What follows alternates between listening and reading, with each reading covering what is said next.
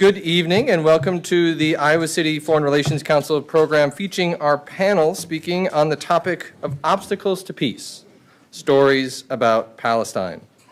Few topics could be timelier and more urgent, and so we thank you for holding space with us here today.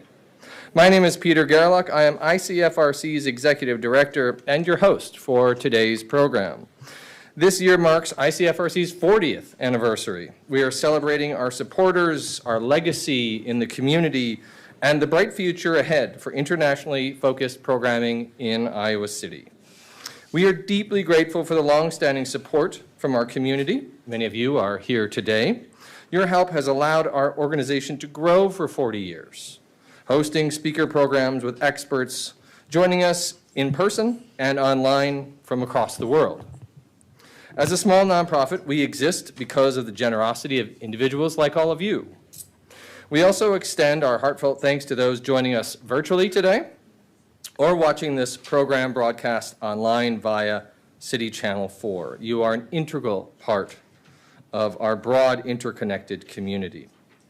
I hope all of you will consider making a financial contribution today by scanning one of the QR codes in the room or visiting our website. These free programs are only possible because of your support.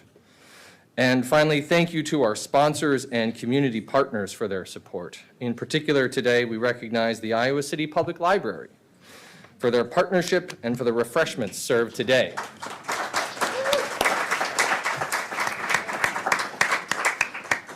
And most certainly, thank you to our co-organizers, Iowans for Palestine, Jewish Voice for Peace, and the Middle Eastern and North African Student Association for helping us put together this event. You'll find resources from the different organizations at your tables and at the table by the door. ICFRC has adopted the Native American Land Acknowledgement prepared for the City of Iowa City's Ad Hoc Truth and Reconciliation Commission and Human Rights Commission. ICFRC recognizes that our home community of Iowa City now occupies the homelands of Native American nations to whom we owe our commitment and our dedication. The full text of ICFRC's acknowledgement is on our website at icfrc.org. For today's program, we would also ask that you consider the space that we are in, and that when we get to the conversation point, the Q&A point, your questions are rooted in empathy and respect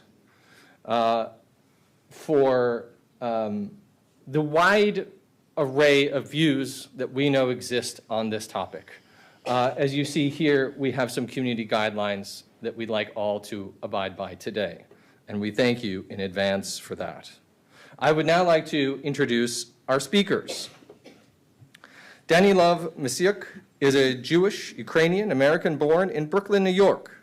They are a community organizer who has done work ranging from the New York City Mayor's Office program to end gender and domestic-based violence, LGBTQ+ rights, Jewish Voice for Peace, and facilitating youth action healthy relationship workshops. They study anthropology with specific interest in social justice movements throughout different cultures and time periods. Dima Tota is a Palestinian-American assistant professor of engineering. She was born and raised in Ramallah, Palestine. She received a BS from MIT and a PhD from the University of Michigan in mechanical engineering before moving to Iowa City in 2021. She does research with assistive devices for mobility and is a member of the international organization Scientists for Palestine. Dima's father wrote journal entries in English during the time of the story she told, that she will tell. These entries are included in a printed booklet that you'll find at your tables.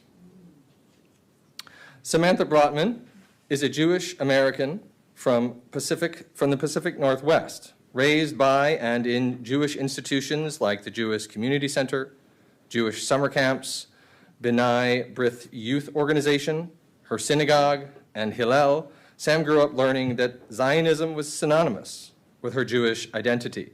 She began unlearning Zionism as a young adult, spurred in part by visiting Israel and Palestine on a birthright trip, and eventually became an anti-Zionist activist As an adult, she earned an MA in Middle East Studies and Arabic, became a staff member at Jewish Voice for Peace, where she worked for 8 years, and recently became a founding member of JVP Eastern Iowa. She has lived in Iowa City for 1.5 years. Mona Ode is a Palestinian German-American. She was born and raised in Mainz, Germany, and her parents came from Hawara, Palestine, a small town near the city of Nablus. While living in Germany, her family took summer trips to visit the family in Hawara every 2 years. She moved to Ohio when she was a teenager in 1997. She went to the University of Cincinnati and received her BS in biological science. After that, she went to OSU for the MCDB, or Molecular, Cellular, and Developmental Biology PhD program, and received her master's. She moved to Iowa City over a 1.5 years ago with her little family from Columbus, Ohio. Yasser Abu Daga is a Palestinian-American, originally from Gaza. Yasser moved to the US in 1991. He received a BS and MS in mechanical engineering from Oregon State University and an MBA from the University of Iowa. Yasser moved to Iowa in 1997 and has been living in Coralville since. Yasser is a co-founder of Iowans for Palestine and Hope Relief Foundation. Please join me in welcoming this amazing panel.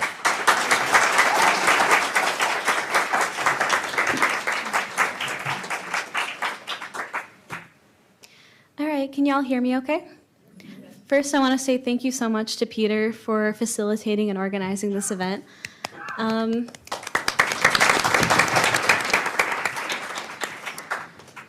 So I'm Danny. I am a first-generation Ukrainian Jewish American. When the Berlin Wall fell, my family came to the United States as refugees. They found themselves in Brighton Beach, Brooklyn, a multi-ethnic neighborhood of mainly ex-Soviet immigrants. Growing up there was like growing up in a different place altogether. We called ourselves Little Odessa, the gem of the sea. My family wasn't very religious due to the sanctions on religion in the USSR.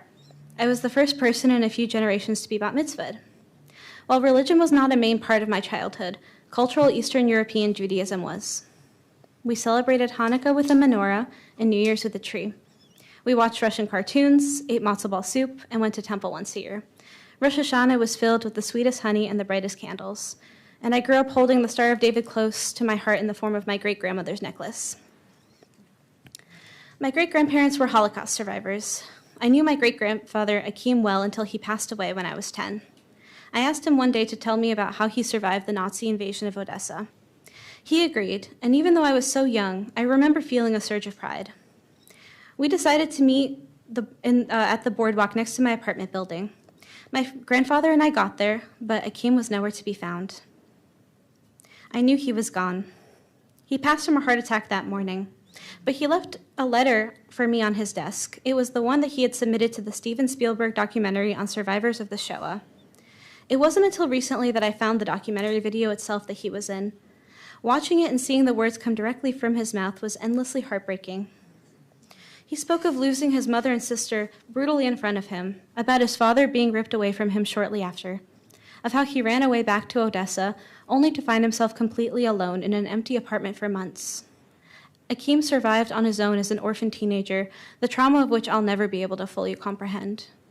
The line that completely broke me was when he said, "God was there with us, and God was weeping." How heartbreaking that he found God in the face of death. Growing up, Israel was not the center of my Judaism. We were a proud Ukrainian Jewish family, survivors, fighters, resilient in the face of extermination. Israel was discussed as a given, a place where Jewish people live. It wasn't special, but it was eternal. I knew I had extended family in Israel that my mom constantly told me she wanted to move to Brooklyn with us. Palestine and Palestinian people were never mentioned except for ancient terminology. I had Jewish friends in high school who went to Hebrew school and summer camp. One of them would talk to me about how excited she was for her graduation birthright trip to Israel. I always felt uncomfortable by this. At the time, I thought there was something wrong with me, that I was ashamed of my Jewishness, that I was not as Jewish as my peers, that I felt more connected to Ukrainian Jewish culture than the standard Israeli Jewish culture. I thought that I was struggling through internalized anti-Semitism and that the lack of love I felt for Israel was because I wanted to be seen as an American goy. I struggled with my ethnic Jewishness for many years. I was ashamed of my nose because of its hook. I was ashamed of my hair because of its dark curl. I bought into anti-Semitic and Eurocentric beauty standards that made me feel ashamed of myself. I have watched in horror as synagogues across the United States were targets of shootings and had classmates make Holocaust jokes at me. These were real struggles that I have experienced as a Jewish person. However, this is not why I was uncomfortable with Israel. In 2021, I was 18 and had just started becoming connected to the world in a way that wasn't warped by my parents. On May 12th, Israel bombed the Gaza Strip. Over 200 Palestinians were killed. I was horrified, and I began my research into what Israel really was. I started speaking out against this online. I was not yet aware of the extent of the horror Palestinians had faced in the many decades leading up to then. At that point, I was only calling for an end to Israeli bombardment of Palestine. What I forgot was that my friends and cousins who were raised more Zionist still followed me. I was harassed in my messages for days, called an anti-Semite and a capo. I lost people I considered close friends. One of my cousins showed what I had written to my mother. After school, she called me into her bedroom. She told me she was ashamed of me and that I was a traitor. She yelled at me for a long time, making me out to be a vile person. She kicked me out of our apartment that night. I packed my things and left, not knowing where to go. Luckily, my friend took me in for a while. My mother did ask me to come back eventually, but she never apologized, held financial support over my head, and threatened to tell the rest of my family how awful I had been. This was all traumatic, and I buried it for years. I tried not to think about my own mother kicking me out of my home because I called for an end to brutality. Now that I'm an adult, I have limited communication with my family. They have buckled down on their seemingly newfound devotion of Israel, and I have never felt more ashamed or alone. The centering of Israel and Jewish communities has led to my ostracization and demonization.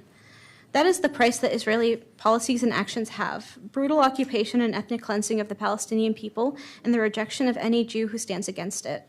I stand proudly with my anti-Zionist ancestors like the Jewish Labor Bund Party, and today with Jewish Voice for Peace, in steadfast solidarity with Palestinians. Being Jewish is a great joy in my life. I love my culture, my heritage, my songs. I love my people. That does not mean I will sit idly by as Israel uses my symbols, my intergenerational trauma, and my religion to commit genocide, steal land, and maintain an ethno-state. As a Jewish person who has heard accounts of the Shoah firsthand, they were brutal, vile, and unbearable. I see the footage coming out of Gaza, and I see Akeem and his family. I see children orphaned like he was. I see the destruction of Palestinian history, land, and people. It will never be justified. Biden has said in multiple speeches that the protection of Israel is necessary for the protection of the Jewish people, making it clear that this government does not care about our safety in the United States. Just a few weeks ago, neo-Nazis marched freely in the streets of Nashville, while Free Palestine protesters faced violent arrests and suppression. Yet our protection supposedly has to come at the cost of Palestinian people and their allies? To say that anti-Zionism is anti-Semitism is to diminish the real pain Jewish people have experienced and still endure today. How is condemning an occupation equal to the neo-Nazis in our streets chanting, "The Jews will not replace us," with no consequences? The end goal of Zionism is to destroy the Palestinian people and the Jewish diaspora. Anti-Zionists know that liberation is a collective fight. The safety and freedom of Palestinian people and Jewish people around the world go hand in hand. Never again means never again for anyone. Free Palestine.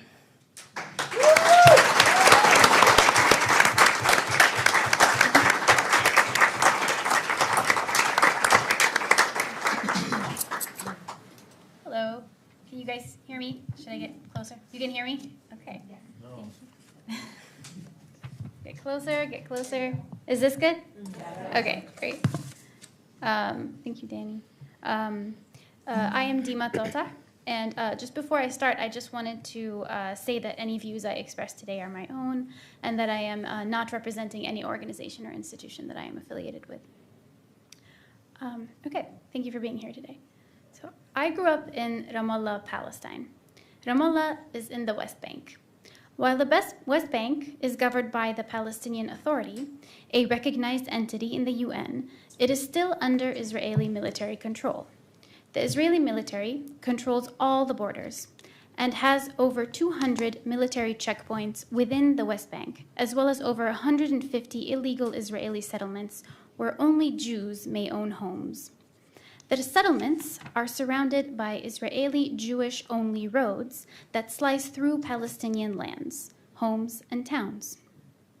Palestinians, including Palestinian-American citizens like me, are not allowed to drive on these roads. The Israeli military frequently uses scare tactics in the West Bank. I'm going to tell you a story of one of these scare tactics today.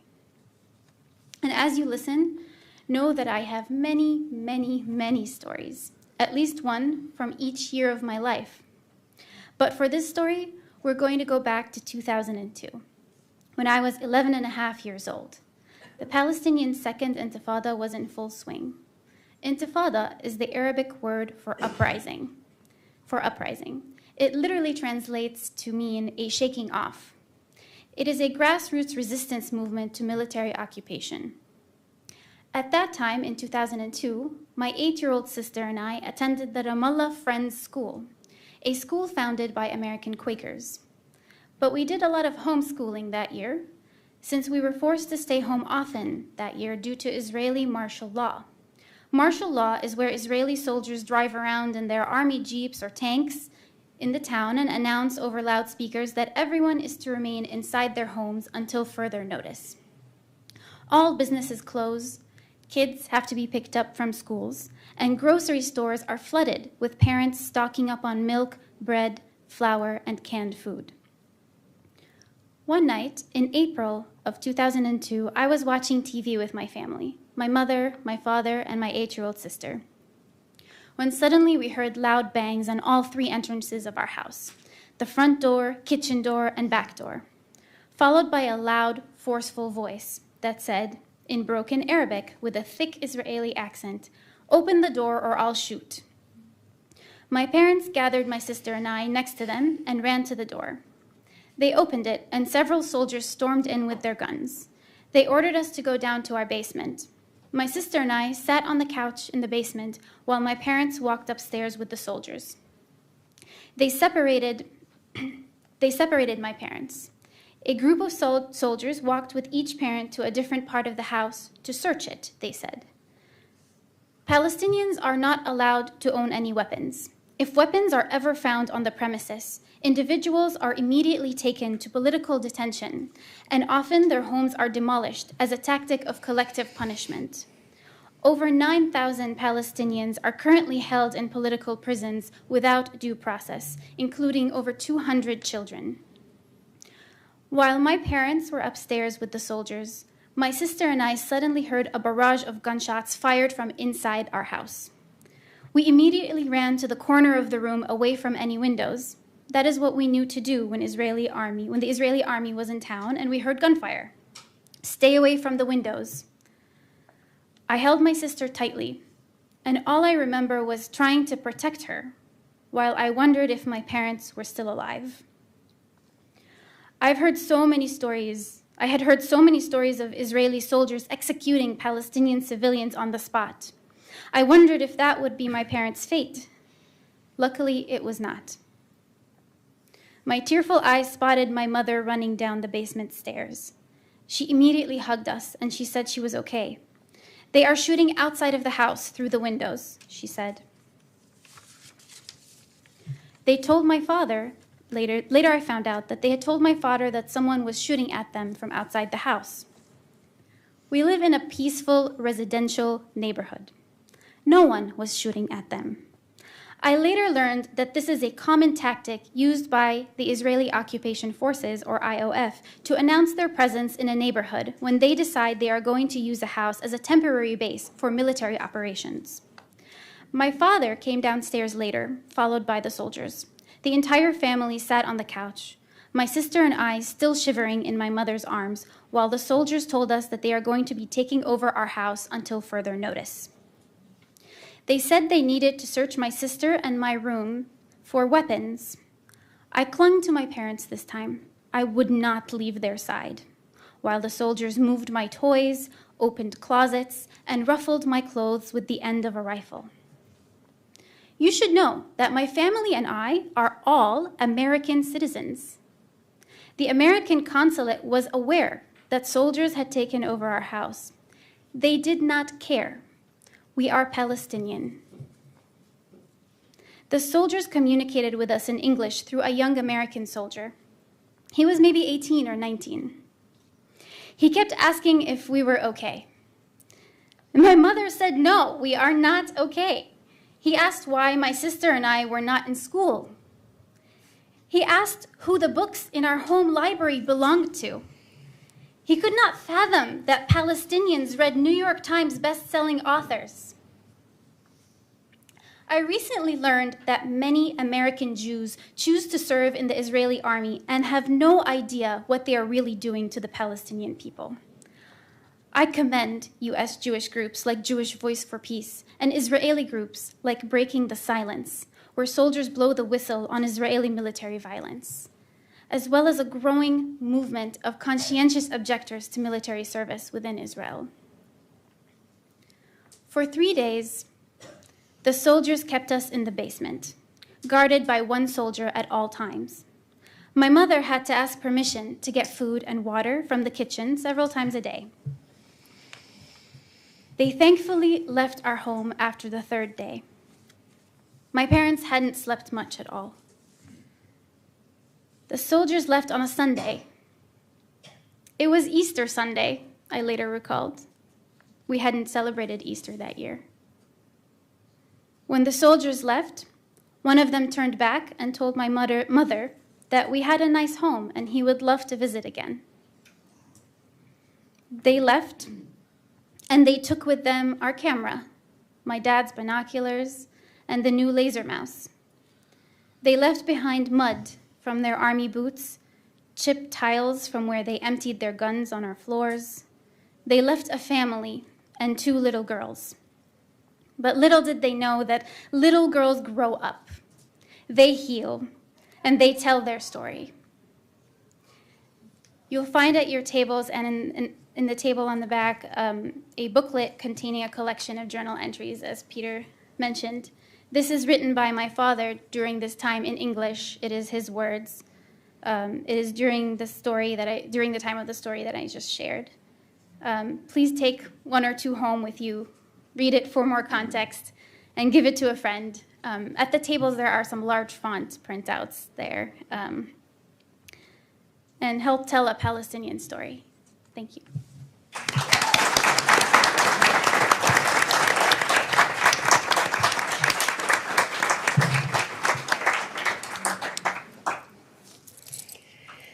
Hi, can you hear me okay?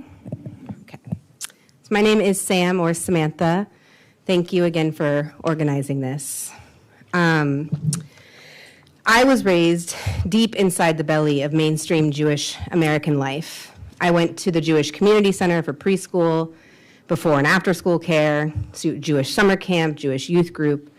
In college, I was student board president at Hillel. And all this time spent in Jewish institutions meant that I was a Zionist by default.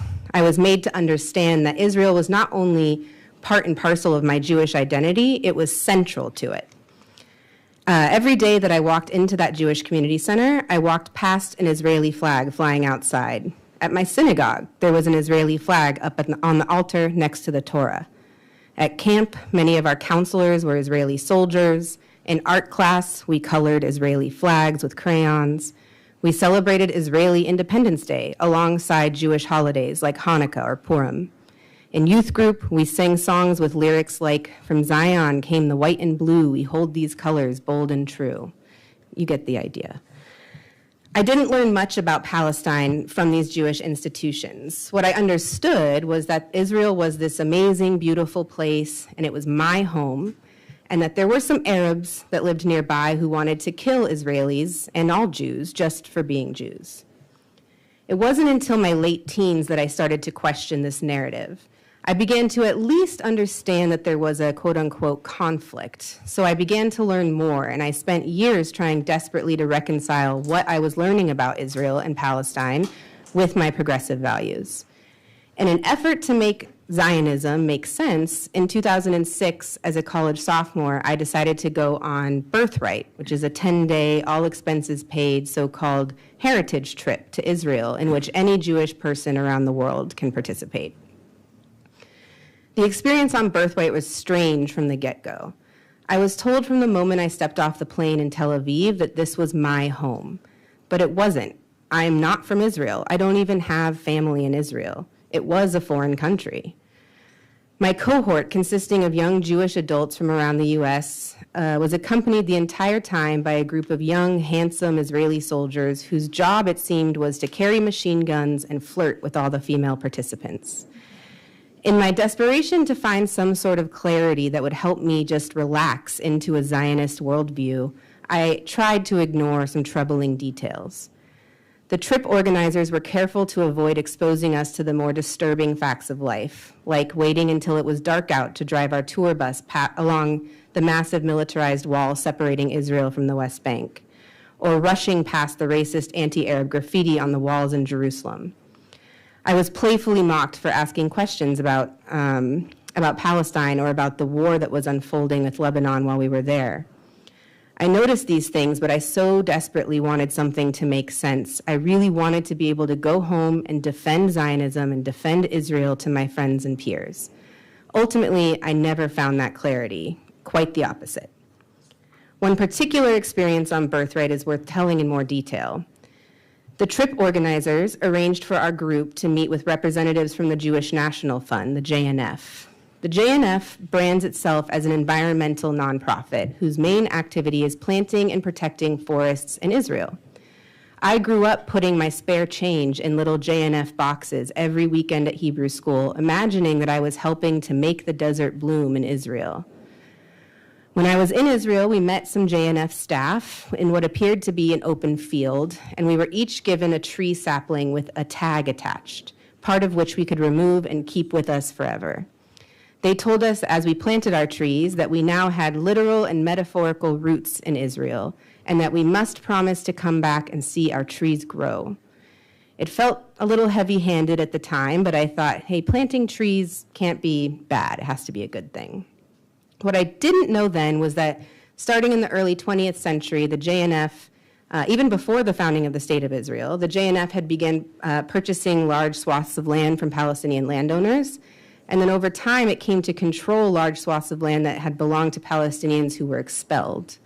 And today, the JNF owns nearly all of Israel's public lands, therefore manages land use, approves home demolitions, prevents Palestinians from owning or building, and is responsible for the sale of land to private Israeli citizens both in Israel and in the occupied West Bank. They also have a long-standing practice of planting trees on top of destroyed Palestinian villages, hiding the evidence. When I returned from my trip, I took a human geography course from a Jewish-American professor. In his unit about greenwashing, this professor taught me the history of the JNF and showed us pictures of Palestinian villages before they were destroyed, after they were destroyed, and then after the JNF forest had been planted on top of them. He showed us a map of various locations this had taken place across Israel, and I recognized immediately where I had planted my tree. The JNF told me that I had literal and metaphorical roots in Israel, but now I knew that my hands were literally and metaphorically dirty in the violent crime of ethnic cleansing. I was furious, humiliated, and heartbroken. It was that day that I resolved to never let anyone tell me how I should feel or think about Israel, Palestine, Palestinians, or Zionism. I began learning as much as I could. I learned about the Nakba, the catastrophe in which nearly a million Palestinians were expelled from their homes in 1948. I learned about Zionism for what it really is, an inherently flawed project, a blip in the grand scheme of Jewish history. Zionism's logic says that maintaining Jewish supremacy over the land of Israel will always require a denial of Palestinian right to return to their homes, and it will require a level of violent social engineering and inequality for non-Jews who live inside the borders that Israel claims forever. My birthright trip, that trip that is explicitly designed to cement a lifelong connection for American Jews to Israel, failed, in my case. Instead, it sparked a lifelong commitment to activism in the Palestinian movement for justice, to act consistently in solidarity with Palestinians. It led me to Jewish Voice for Peace, a grassroots and very fast-growing anti-Zionist Jewish organization. I worked for JVP as a staff member, I've remained a member, and helped found a chapter here in Iowa City. And my activism has actually landed me on some nefarious blacklists. For example, the infamous Canary Mission, whose stated goal is to ruin career prospects for Palestine activists. And JVP, by the way, and its key leaders, is the only US-based group that Israel has explicitly banned, meaning I, a Jew, am banned from entering Israel. This doesn't come close to the repercussions that Palestinians face for their activism, but I share this just to show that Israel is not, as it claims, a home or a safe haven for all Jewish people. It is only for those who are willing to toe a particular political line, for those who are willing to say that Jewish safety must come at the expense of Palestinian safety, for those who are willing to excuse or turn a blind eye to violent settler colonialism, apartheid, and occupation. That's not me. I am apparently the wrong kind of Jew for Israel. I think about that tree I planted all the time. I assume it's still there. I like to imagine that through my activism, I'm uprooting my tree and replanting it spiritually in a soil of solidarity, action, and learning. I also like to reflect on how the very concept of uprootedness can be both beautiful and horrific. For Jews, uprootedness is something that I've come to understand to be central to Jewish identity. So much of Jewish tradition and thought was forged in the diaspora, in Europe, in the US, elsewhere in the Middle East. And while Jerusalem is central to our faith tradition, physically being there or owning that land is not. In fact, I believe that not being there, not owning that land, is in and of itself a defining feature and a beautiful feature of the Jewish experience. And there are many rabbis and theologians who agree. At the same time, since 1948, uprootedness has come to define so many Palestinians' lives, and that uprootedness is born out of violence and erasure. I think about the hundreds of thousands of Palestinian olive trees that have been uprooted in service of this ethno-nationalist project. And I think about the Palestinians who cannot return to their homes, many of whom who've been holding on to their house keys for generations, holding steadfast in hope of return. I'm deeply ashamed of many of the things I used to believe unquestioningly, and of my complicity in Israel's brutal crimes, because I'm a tax-paying American citizen and because Israel purports to act in my name as a Jew.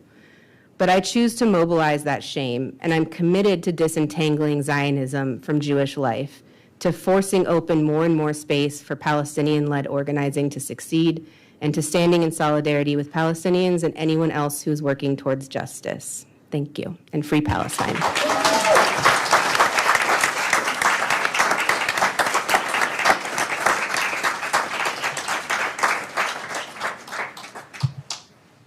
Salam. Can you hear me okay? Can you hear me now? Yes, thank you, sister. Salam, peace be upon you all.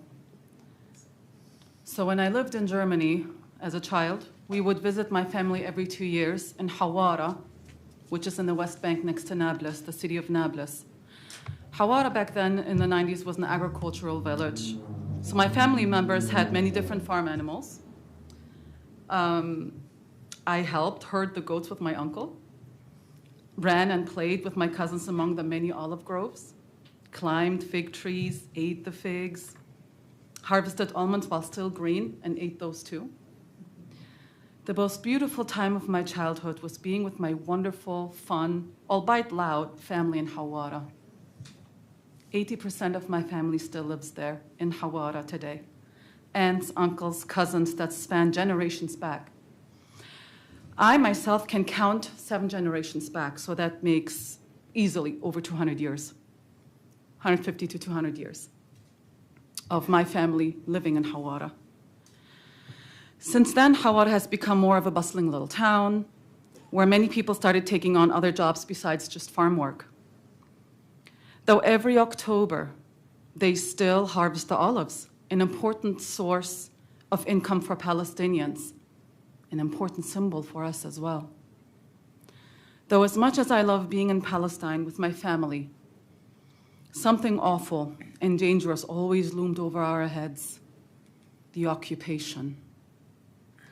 I've seen Israel's military occupation as a young child, as a teenager, as a woman, and I only got a taste of it compared to my family that lives through it every day. I will mainly speak of what I saw as a child in the 90s. There's, like Dima said, a lot of stories, a lot. There are no airports in Palestine. So to get to Hawara, we would always have to land in Amman, Jordan, and then go through the King Hussein Bridge, El Jisr in Arabic. That is composed of 3 border crossings. The Jordanian one, the Israeli one, which is the worst of the treatment of Palestinians by far, and the Palestinian one, which is basically PLO trying to overcharge you on everything, get your money. I will focus on the experience of the Israeli border crossing, that one, the worst one for us. After finishing up at the Jordanian border, buses must be ridden to the Israeli one. Even as a child, I remember having to wait for hours in those buses before being allowed into the Israeli border crossing facility, the actual facility. They just made us wait for hours on end in these buses. I remember it being so hot in the bus and dripping with sweat. There was no AC in these buses back then. Why did we have to wait? Because the IOF, Israeli Occupational Force, wants it so, arbitrarily at times, just because. Once we were allowed entrance through the gate, I remember seeing a pile of luggage belonging to the Palestinians on the floor. Bags and luggage were thrown off the buses, and Palestinians had to sift through the pile to find their luggage. There were times where we had to exit the bus completely, as we sat waiting before being allowed entrance through the gate, the border crossing, Israeli border crossing gate. We would stay in this enclosed area with metal bars, fences, barbed wire, and unimaginable, unsanitary restrooms. Happy to expand later, ask me at your own risk. I'm not going to get into it here. Once we were finally allowed in the border facility, it looked like utter chaos. Utter chaos, people everywhere, and IOF soldiers with their big guns roaming around. We were going from one booth to the next, waiting, sitting, booth to booth. It was different papers you had to show. It was steroids. It was red tape on steroids is what it was. Later, I found out that this chaos was an intentional oppression tactic to deter Palestinians wanting to go home, see your family. As a child, I didn't think much of it. I wasn't angry or annoyed. I just went through the motions, like all the other Palestinian families. Just get through it. This is what we get to do. This is what we have to do. One thing I did know instinctively, though, was to not leave my parents aside, who, by the way, maintained an excellent composure despite the entire stress. They were somehow calm. So what I knew instinctively is to stay away as far as possible from these soldiers, from these Israeli occupational forces, those soldiers. Unfortunately, the insanity doesn't stop at the border crossing either. Once you arrive into Jericho and find your ride to bring you to Hawara, there are more checkpoints along the way, checkpoints of humiliation and different means of violence towards us Palestinians. So all in all, a 40-mile drive from the Jordanian border to Hawara, 40 miles, can take all day for a Palestinian, and if we're lucky, maybe half a day. One of my worst memories in Hawara was witnessing an IOF soldier slapping my beautiful, kind grandmother to the ground among her olive groves. My grandmother loved her olive trees, the trees she was a custodian of from generations past, 200 years and more. The trees planted by her father, her grandfather, and his father before him, and on, grandfather and grandmother, grandparents, I should say, and great-grandparents, and great-great-great-grandparents, and back you go. She loved these olive trees like her own children, like her own grandchildren. 2 IOF soldiers came to my grandmother's house, and they started breaking off the branches of one of the olive trees on my grandmother's farm.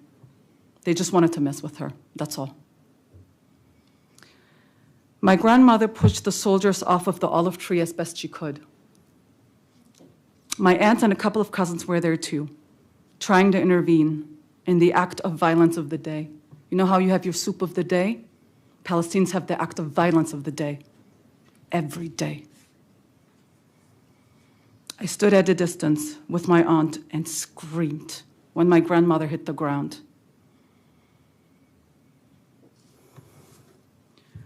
My aunt immediately grabbed me and carried me running up to the house. I was young, a child, around 6 or so. And yes, I was terrified and angry. It was awful.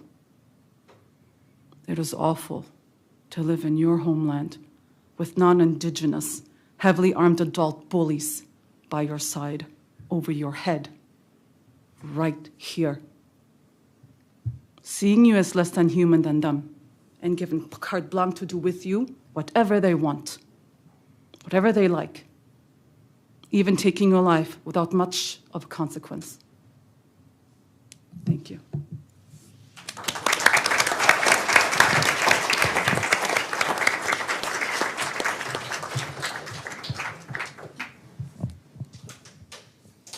Hello, everyone. My name is Yasser Abadaga. Can you hear me okay in the back? All right. I'm Palestinian-American. I'm from Gaza. My parents are from Gaza. My grandparents are from Gaza. I can narrate 7 names of my great-grandparents that they were born and lived in our village in Gaza that Israel is trying to erase the Palestinian people from now. I'm going to take you back to our village, specifically in the 1980s to a specific event. This is the first time I have experienced the brutality of occupation, apartheid, and collective punishment. I woke up to the sound of Israeli occupation forces bulldozers coming to our neighbor's home. A 2-story building, one of a kind in the whole village. They destroyed the whole thing, lifted in pile of,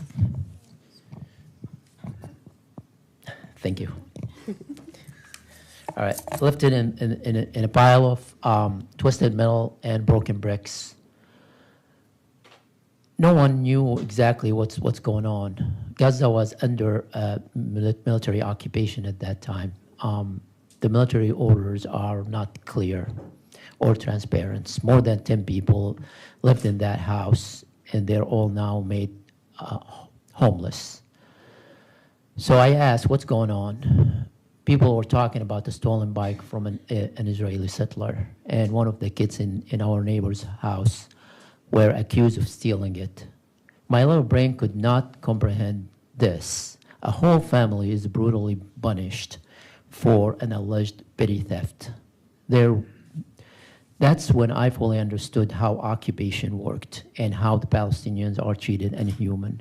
Before then, I only heard stories about Israeli atrocities committed against the Palestinians, including the 1956 Khan Yunis massacre that my dad miraculously survived. I'm going to fast forward to 2013. I was in a visit to my family back from the United States to Gaza, and I was sitting in the front yard of our house, our family house, and heard a loud explosion very close to the house where we were sitting.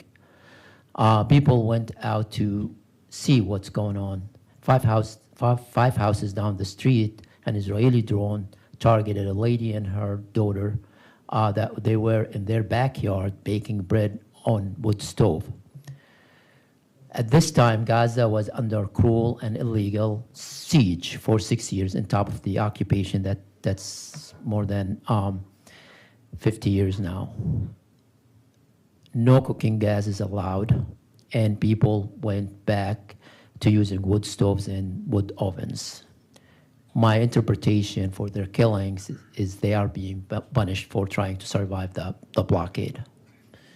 There was no reasoning given why the lady and her daughter were killed. Back in Coraville in 2014, I woke up to news of Israeli bombing to a building in our neighborhood in Gaza, with many fatalities, scrambling to try to find out who was affecting, calling frantically everyone I can get hold of. After 4 hours of waiting and agony, the news came in. 6 of my relatives were taken shelter in a house away from a border during the one of Israeli bombardment of Gaza. 2 of them were my cousins. I grew up with them. I'm in shock. Those are the most gentle people anyone could know. Why? What's their crime? And will anyone will be punished for this crime? During that bombing campaign, at least 25,000 Palestinians were killed. 2,500 Palestinians were killed, all civilians, and many houses were destroyed in our village. Coming back to the days that we are living in now and what's going on, the IOF started the rampage through Gaza since October 7. More than 60 people of my relatives have been killed, 12 elderly and sick of my relatives died because of the complete siege and destruction of the healthcare facilities in Gaza. Most of our village is destroyed. Our family house is severely damaged. All the olive trees around it, 67 of them, are completely gone. Some of them are older than the state of Israel itself. For the last 6 months, my siblings and young nieces and nephews lived through hell. They were displaced from their homes, looking for a safe place, but there is no safe place in Gaza. They slept in makeshift tents on the ground, no running water, no electricity, and barely enough food to keep them alive, with bombs continuously falling on them from the sky. I'm not sure how long they will stay alive, so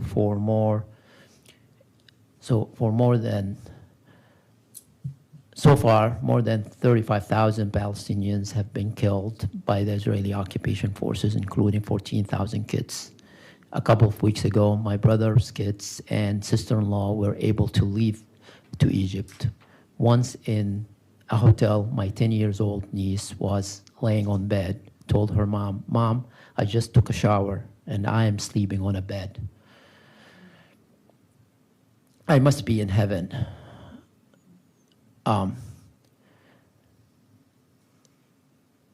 Hundreds of thousands of Palestinian kids, like my nieces, have been living in harsh conditions with no food, no electricity, no running water, and living in makeshift tents with the horror of the IOF bombing around them.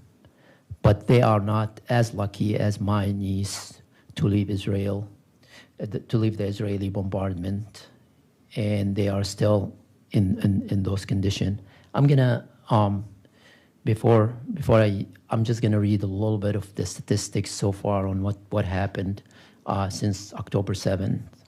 At least 33,700 people have been killed in Gaza, including 13,800 children. More than 76,371 people have been injured. And if you do the calculation and scale it up to the population of the United States, that's mean more than 15 million people have been affected by this, either killed or injured. More than 8,000 are missing under the rubble.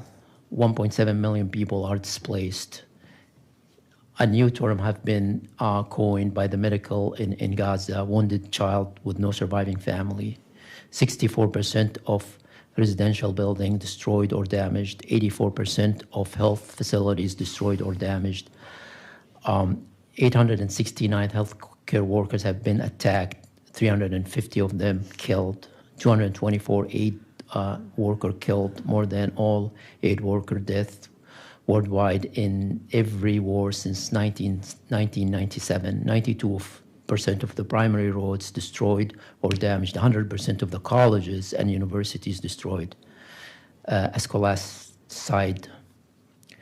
100 professors and deans were, and 2 university presidents were killed. 80% of school building damaged, 230 school teachers killed.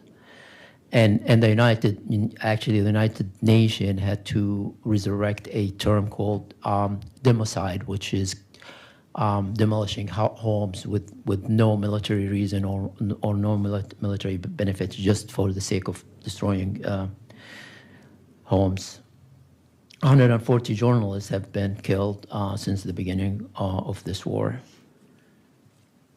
So since then, the people here in Iowa, and they're the concerned citizens, I've been working with them to educate the people, so people in Iowa City and in the U.S. in general, because U.S. is the biggest supporter of Israel and continuing unconditional support for Israel. And just to offset this, we have created the Hope Foundation, Relief Foundation, to help the people in Gaza to alleviate some of the suffering. And the Hope Foundation has been providing food, shelter, and water to the Palestinians in Gaza, the needy in Gaza. And also, we are in the process of building a medical point in Gaza to help with taking care of the primary care, if you will, that the only remaining functioning hospital in Gaza is not able to serve those cases because of the overwhelming casualties that they come into them. Thank you all for listening.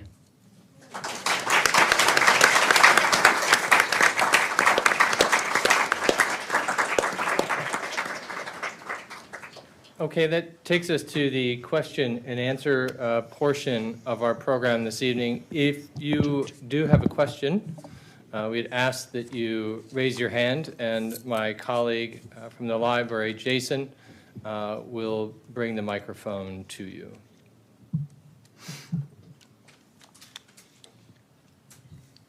Someone in the back.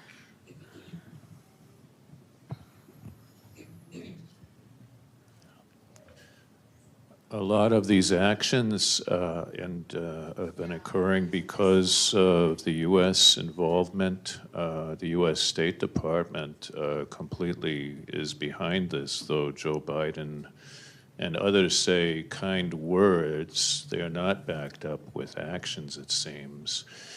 Can you tell me, any of you, what it is we can do regarding our government and how we can change their ways, not only the State Department, not just one party. I said Joe Biden, but the Republicans are also there too. Are there things you can tell us that we can do in that area? Do you think that we can do things in that area?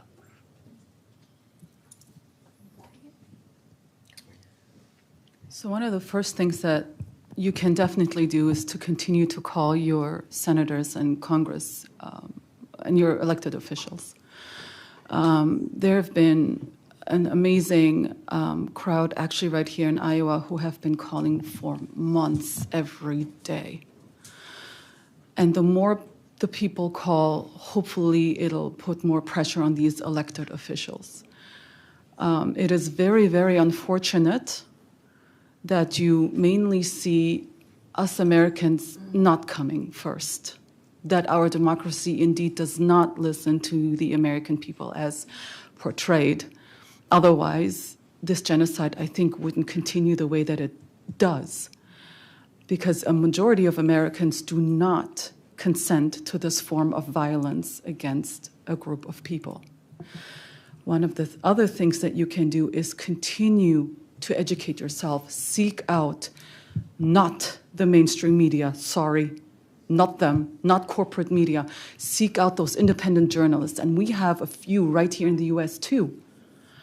That is absolutely essential. And honestly, I go to many different news sources around the world, around the globe, not just here in the US, to really get a better overview of what is happening in Palestine. And of course, I have my family that I am in touch with. The other thing is your activism. Support our students who are sacrificing their bodies, sacrificing their careers, sacrificing their education to stand up for what is right, and they're being smeared by our mainstream media in the most disgusting way that I, as a Palestinian, know firsthand, because we've always been smeared for decades on. So it's insane to see the same type of violence that we know all too well as Palestinians being done right here to our American students. It's insane. I look at UCLA, I'm like, Palestine? What? Wait a minute, so the cops are standing here while pro-Zionist, pro-Israeli protesters just brutalize them? Where have I seen this before? Oh, I know, every day as a Palestinian. So also, we have supplied with you some information about activism right here, right now, here in Iowa City. Please join us. We would love to have you. And I am sure someone else. Yeah, about the documents too, there is a sheet at the table near the entrance of resources that includes a list of senators and representatives to support. One of the biggest lobbies in the U.S. is AIPAC, the American Israel Public Affairs Committee, that funds pro-Israel politicians and funds politicians that are opposing any politician that is speaking up for Palestine. And so supporting the individuals who do speak up, like Rashida Tlaib, Ilhan Omar. There's a list in the resource sheet that we have for you with links to their campaign websites. We also have lists of organizations, lists of news sources, like Democracy Now! Is one of them that I can think of. And so there is a 2-page sheet in the back with those lists of books and documentaries to learn more as well. So please grab a sheet. And I would just add to that, too, as far as calling your representatives goes, there are a few organizations that have tools that allow you to do this really easily and with very little prep on your own part. The one I know I'm most familiar with is JVP's. You can call or go to their website, jvp.org, and I think just jvp.org/ceasefire, and it'll bring you to a call tool where you enter your name, your address, or your zip code. It'll call you, and then it'll provide you with a script, and it'll connect you automatically to your representative, and you just read the script, usually to a staffer. Sometimes it's a voicemail. It sounds really scary to do if you've never done it, but then once you've done it a couple times, it becomes super easy, and I just can't encourage you enough to use those tools. I think Empower Change has a tool. U.S. Campaign for Palestinian Rights has a call tool, but JVP has one that I think is really good. So, and then the other thing I would add is that I think politicians, even all the way up to Joe Biden, react to what they see going on in the mainstream discourse, right? And so the more that we do all the things that have just been mentioned, and the more that we're doing events like this and sharing news and making our opinion heard, it adds up, and eventually the tides will turn. I have to believe that the tides will turn.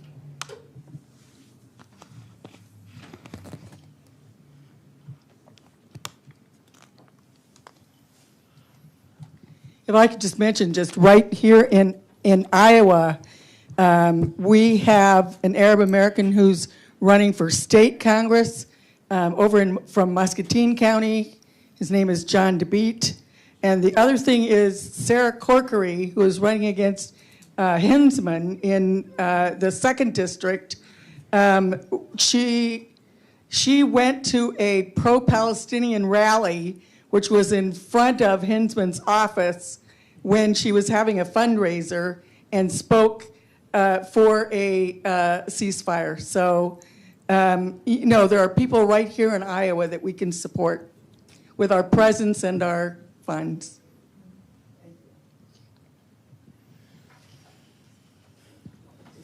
I've read about campus encampments and demonstrations and the brutal police response around the country, but I really don't know what's happening at the University of Iowa.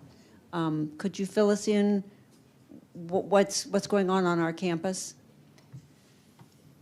Yeah, there's actually, we have a flyer up there of what's going on this weekend. So the students at the university, it's not a university-affiliated group that set this up, but there are many students in this group. Students for Justice in Palestine is a new group in Iowa City, and it's part of a national organization of Students for Justice in Palestine. And they have this weekend from 12 p.m. to 7 p.m. at the Pentacrest. Pentacrest, is that how you say it? Pentacrest? Yeah. They have teach-ins and solidarity events and just discussion, space for discussion and dialogue and ways that you can get involved. So please come out and support them. Yes. Today they were there, and then they'll be there tomorrow and Sunday from 12 to 7 p.m. So stop by when you can. You can also bring food if you feel like helping them out. Students are usually hungry. Bring Yeah. food. And they have their finals coming up. Hi. Thank you for sharing your stories and your righteous rage and your vulnerability and your strength. I'm really fascinated by clothing and textiles and garments, and I was hoping that you could speak to some of the things that you're wearing and the symbolism that represents, if you can share that. And yeah, they're just really beautiful, and I'd like to know a little bit more about how that is part of your culture. Okay. Should I go? Go first. You can go ahead. So what I'm wearing, should I stand up? I'll stand up. Stand up, stand up. And fashion show. Twirl. Fashion show.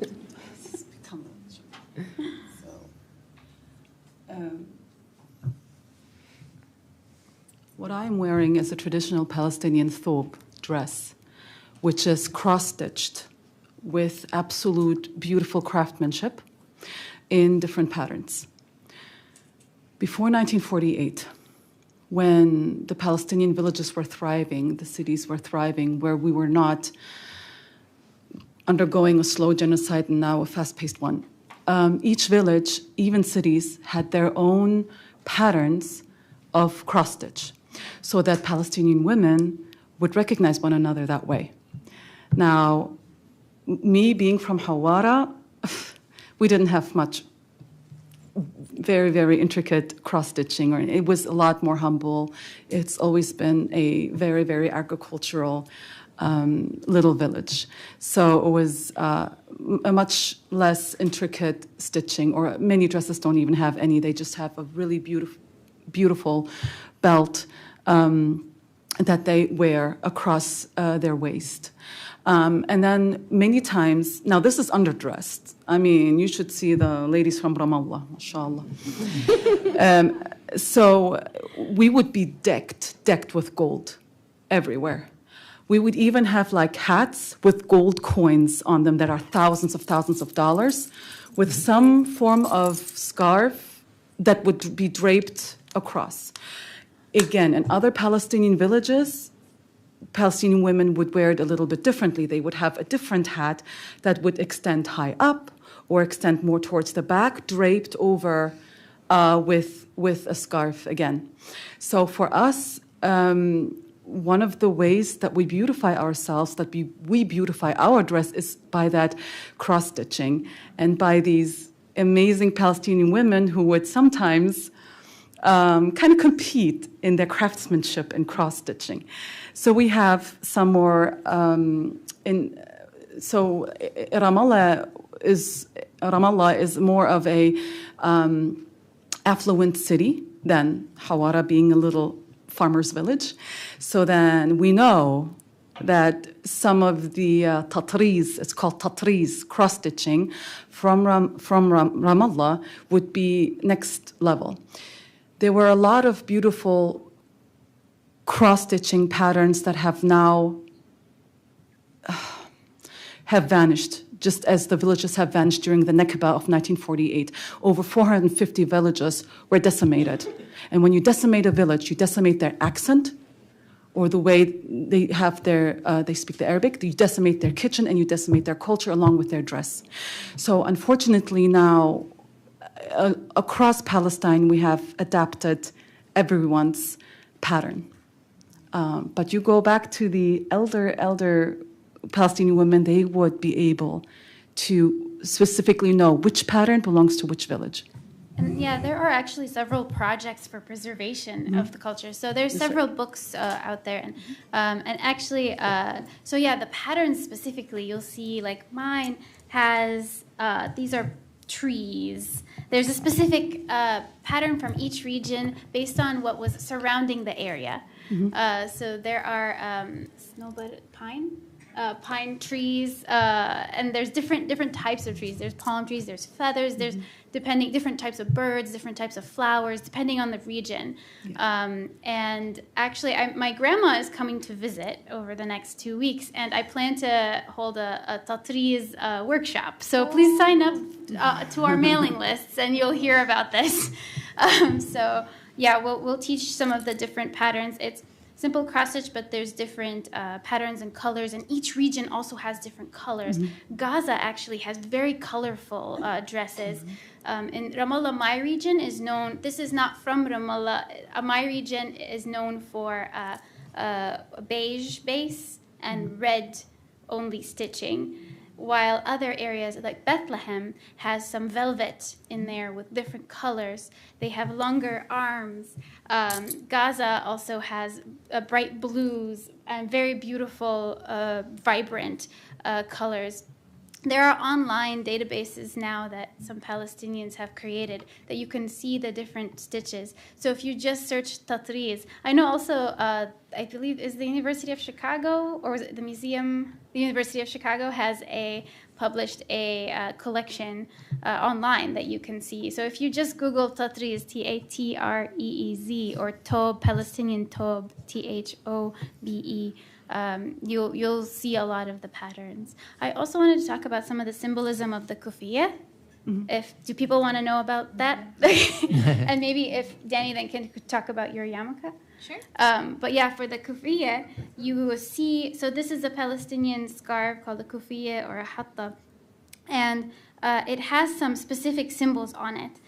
So these lines are known as, are for the trade routes, symbolize the trade routes in Palestine. These squiggles over here are connected olive tree leaves. And then this netting looks like fishing netting for the fishermen of the Mediterranean. And so these are the symbols that you will see in this scarf. You want to talk about your? Okay. Yeah, let me stand up because it's on the back of my head.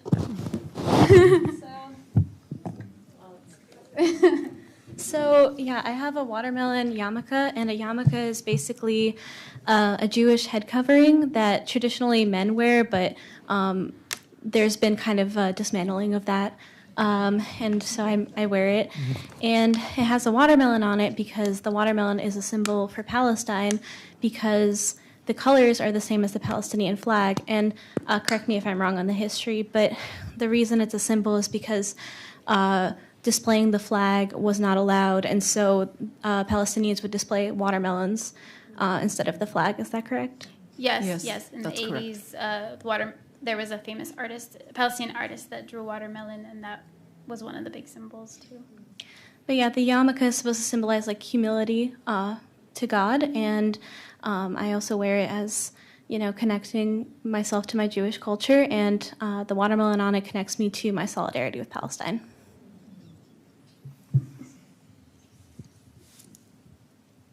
Hi there. I have a question. So I follow Jewish Voice for Peace on social media, and I read carefully what they say. But as someone who's not Jewish, am I supposed to do more? What's my role if I like what Jewish Voice for Peace is doing? Yeah, I mean,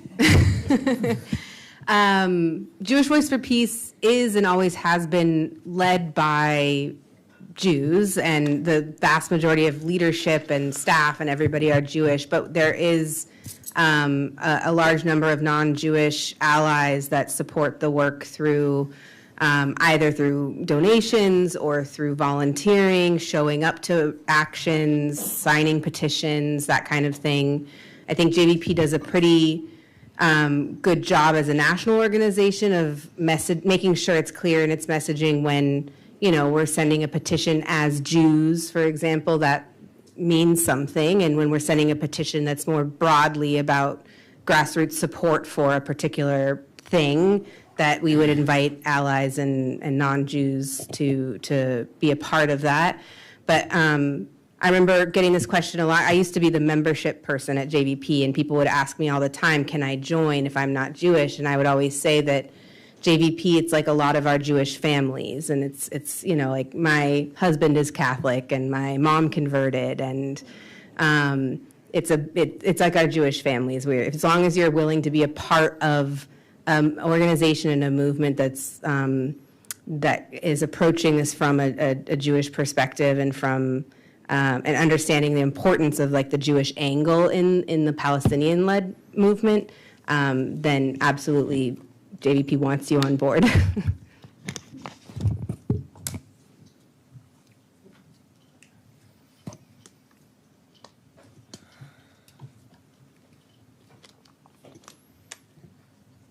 Thank you all so much. It seems like one of the confusions that keeps coming up in the mainstream media is the idea that criticism of Israel is anti-Semitic. And I know that's not true, and probably most people here know it, but could you just kind of specify why that's all wrong?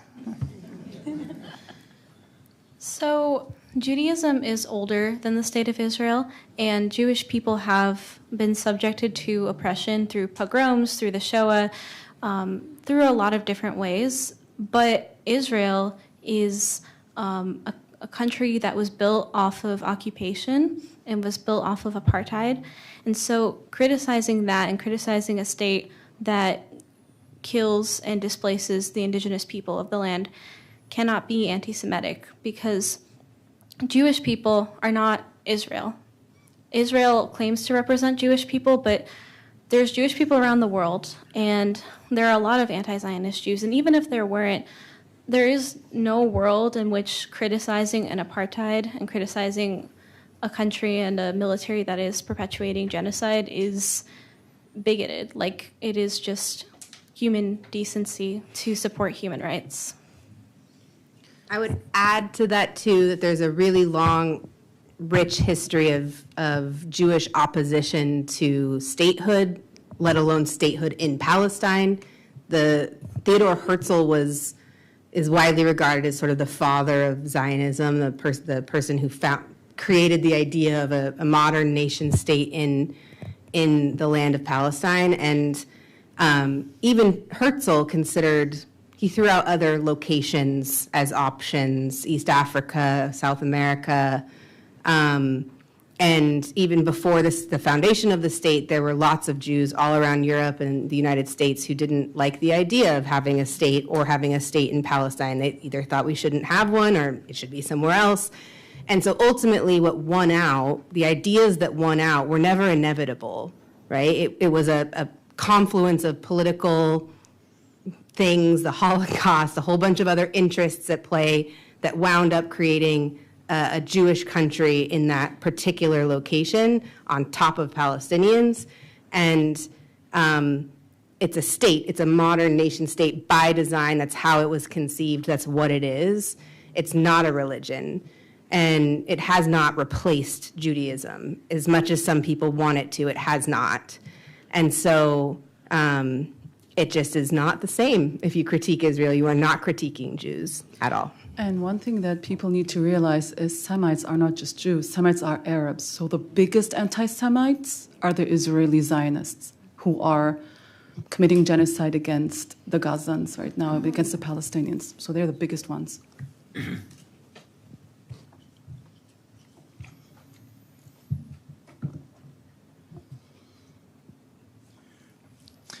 I think it's ironic that Iowa City is the U.S.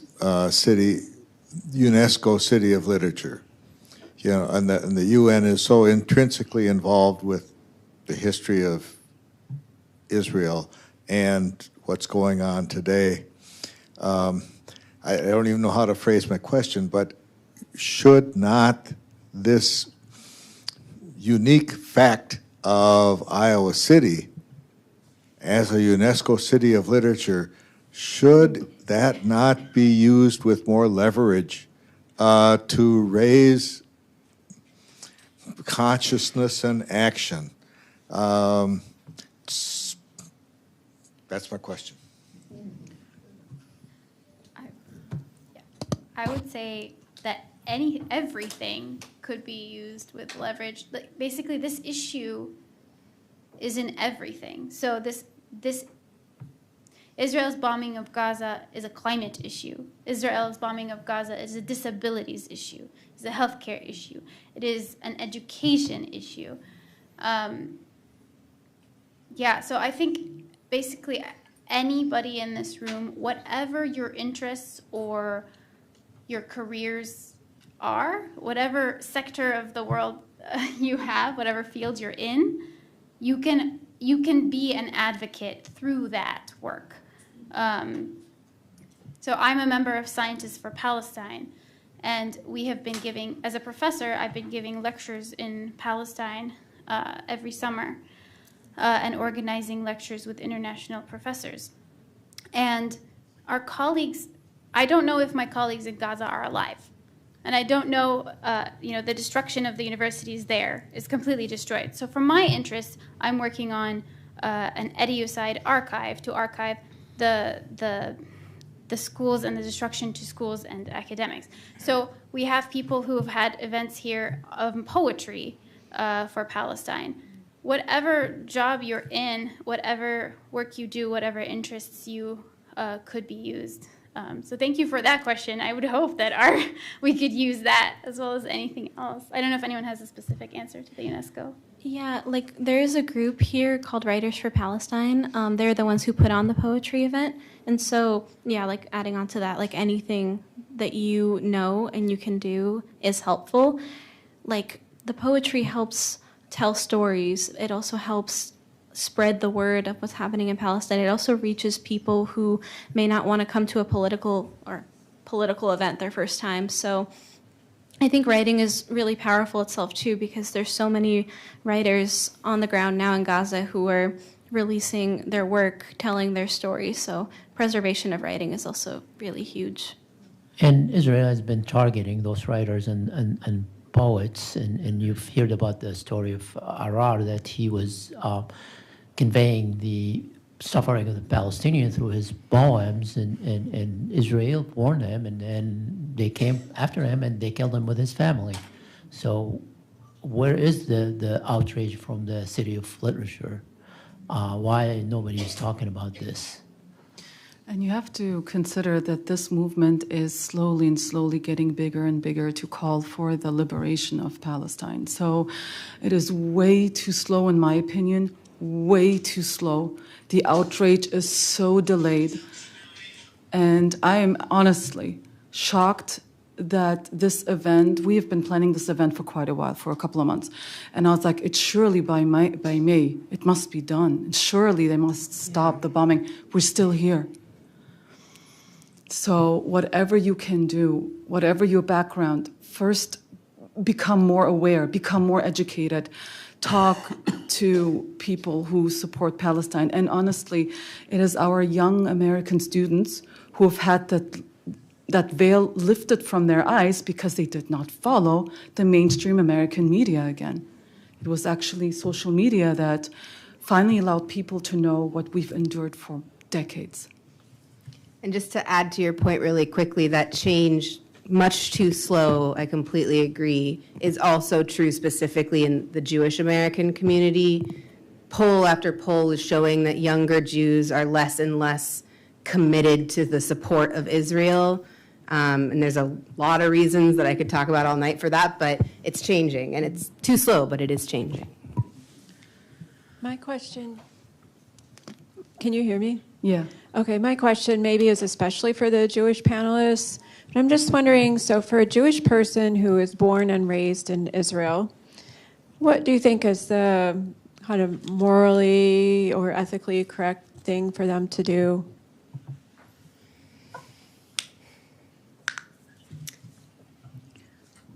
To oppose their government.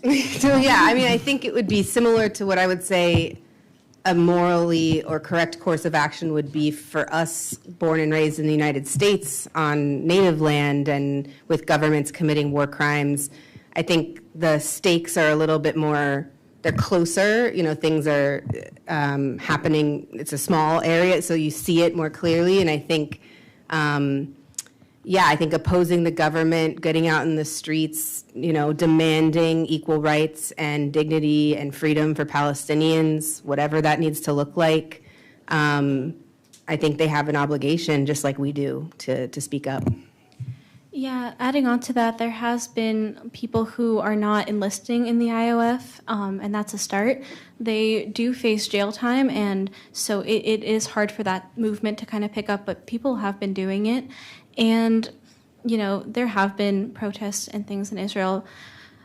Sometimes, though, it does feel like some of those protests are not necessarily just to, like, some of them just feel like they're just targeted towards ceasefire instead of, like, liberation down the line. And I think moving towards that direction is definitely really necessary. Ceasefire needs to happen immediately, but then after that, they do have to kind of push for liberation and an end to apartheid. I don't live there, so I don't know exactly how their government is structured, but I think that, yeah, like... That's my phone. Oh. I have an alarm, I'm sorry. Yeah, but I think, like, there needs to be, like, a stronger movement after the movement for ceasefire.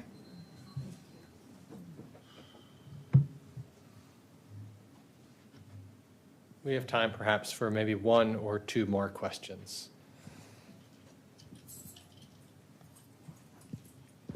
I want to thank all of you so much for your persuasive stories. I mean, every one of you is captivating and courageous and heartbreaking, right? And for our Jewish friends, I really appreciate your courage to speak truth to power. And I find it really hard. I think it takes incredible courage to stand up against conventional wisdom. And I think too often we're paralyzed by optics. Right? What do people think of me if I'm supporting the minority?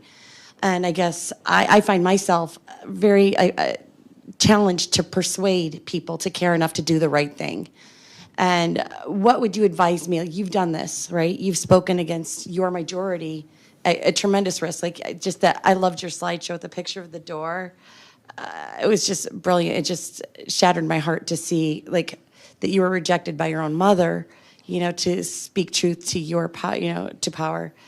What can we say, or what can we do? Like, what do you recommend would be persuasive to enroll people to do the right thing and to abandon optics, because it really matters that we stand in alignment with Palestine or the right, you know, the right side? I think, like, the biggest intro to Americans is that by the U.S. supporting Israel, there haven't been as many, like, good social programs here in the U.S. Like, we don't have free healthcare, but there's free healthcare there and things like that. And I think drawing people in with something that affects them is a good first step. And then after that, I have to hold out hope that people have empathy, and I have to hold out hope that people care about other human life, even if it's not their own. But it's hard. I haven't really been able to convince any of my family, but people are all different. And so I do hold hope that, you know, like everyone was saying, the tides are changing and they are too slow, but this is a righteous cause, and liberation's always a righteous cause. And so centering the people who are affected and their stories is crucial, and hopefully that changes the hearts and minds of the world, and hopefully it means that, you know, we'll see a free Palestine in the coming years. I want to thank you all for coming to our conversation today, and would encourage you all to see this as one of many conversations that need to happen on this topic and so many others. If you would like to stay after and share a word with one of the speakers, we certainly encourage that. These conversations are critically important, especially in these very difficult and divisive times in the country that we all live in today. And today, I think, is a demonstration, as I look out at this very diverse crowd of the kind of community that the Iowa City Foreign Relations Council and many organizations, such as those that have co-organized today, want to create. A more inclusive, a truly diverse and rich community where we can hold conversations like these and continue them and hopefully ripple them out so that more folks can understand the power and importance of what has been spoken here today. I would like to thank Yasser, Dima, Mona, Danny, and Samantha for your truly powerful and excellent program today.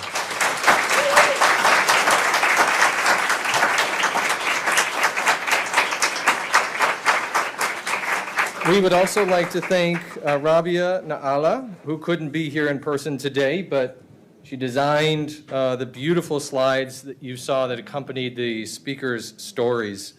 I would encourage you all to help support organizations like the Iowa City Foreign Relations Council, as well as Students for Justice for Peace in Palestine, Iowans for Palestine, JVP Eastern Iowa, HOPE. These are organizations that you can contribute to make this the kind of community that we all want to live in.